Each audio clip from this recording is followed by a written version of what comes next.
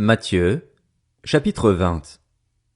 En effet, le royaume des cieux ressemble à un propriétaire qui sortit dès le matin afin d'embaucher des ouvriers pour sa vigne. Il se mit d'accord avec eux pour un salaire d'une pièce d'argent par jour et les envoya dans sa vigne. Il sortit vers 9 heures du matin et en vit d'autres qui étaient sur la place, sans travail. Il leur dit, « Allez aussi à ma vigne et je vous donnerai ce qui sera juste. » Et ils y allèrent. Il sortit de nouveau vers midi et vers 3 heures de l'après-midi, et il fit de même. Il sortit enfin vers 5 heures de l'après-midi et en trouva d'autres qui étaient là, sans travail. Il leur dit, « Pourquoi vous tenez-vous ici toute la journée sans travailler ?» Ils lui répondirent, « C'est que personne ne nous a embauchés. » « Allez aussi à ma vigne, leur dit-il, et vous recevrez ce qui sera juste. » Le soir venu, le maître de la vigne dit à son intendant, « Appelle les ouvriers et paye-leur le salaire, en allant des derniers aux premiers. » Ceux de 5 heures de l'après-midi vinrent et reçurent chacun une pièce d'argent. Quand les premiers vinrent à leur tour, ils pensèrent recevoir davantage, mais ils reçurent aussi chacun une pièce d'argent.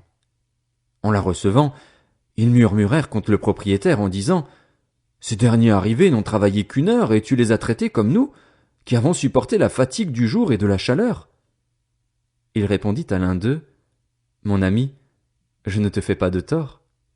N'as-tu pas été d'accord avec moi pour un salaire d'une pièce d'argent? Prends ce qui te revient et va-t'en. Je veux donner à ce dernier arrivé autant qu'à toi.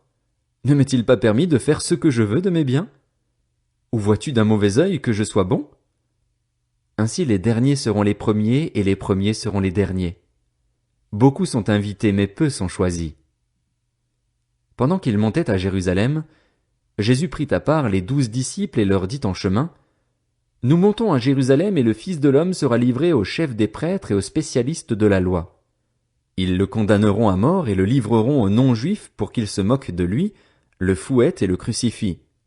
Le 3e jour il ressuscitera. » Alors la mère des fils de Zébédée s'approcha de Jésus avec ses fils et se prosterna pour lui faire une demande.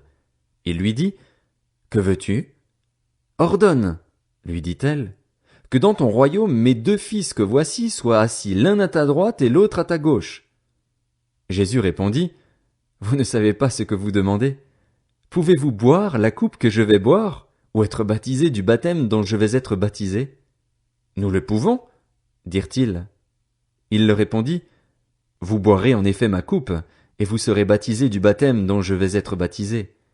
Mais quant à être assis à ma droite et à ma gauche, cela ne dépend pas de moi et ne sera donné qu'à ceux pour qui mon Père l'a préparé. » Après avoir entendu cela, les 10 autres furent indignés contre les 2 frères. Jésus les appela et leur dit, « Vous savez que les chefs des nations dominent sur elles et que les grands les tiennent sous leur pouvoir. Ce ne sera pas le cas au milieu de vous, mais si quelqu'un veut être grand parmi vous, il sera votre serviteur. Et si quelqu'un veut être le premier parmi vous, qu'il soit votre esclave. C'est ainsi que le Fils de l'homme est venu, non pour être servi, mais pour servir et donner sa vie en rançon pour beaucoup. » Lorsqu'ils sortirent de Jéricho, une grande foule suivit Jésus. 2 aveugles, assis au bord du chemin, entendirent que Jésus passait et crièrent, « Aie pitié de nous, Seigneur, fils de David !»